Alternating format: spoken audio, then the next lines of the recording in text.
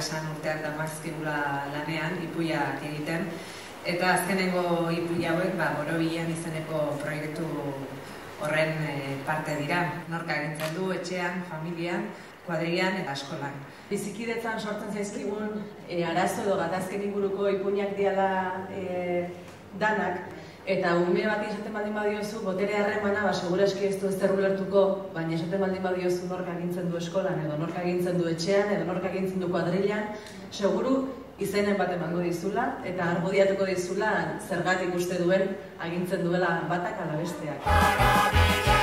Emakizun berrian oinarrituta dagoena, bada nolabait beste laurak biltzen dituen halako ipuin bat, eta pixka bat helduagoentzat denez, adibidez hitz egiten du demokraziari edo diktadurari buruz, eta adibidez bukaeran egiten zaio keinu bat Katalunian bizitzen ari den prozesuari. Uxioaren testuekin lan egitea oso arrexea dela, eta nik ustez lan Borobila eta gustatzen zaizuen.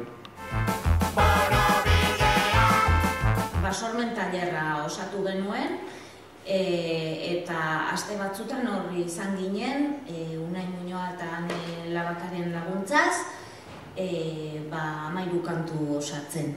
Eta gero Borobilean Txapekin eta Josebarekin partekatuak, landuak, bai musika, bai erritmo. Joseba eta Bio ezberdinetan, tarten ezberdinetan bildu ginen pixka kantua konposatzeko, baina batez ere hemen goian dagoen estudioan egin zen lan handiena.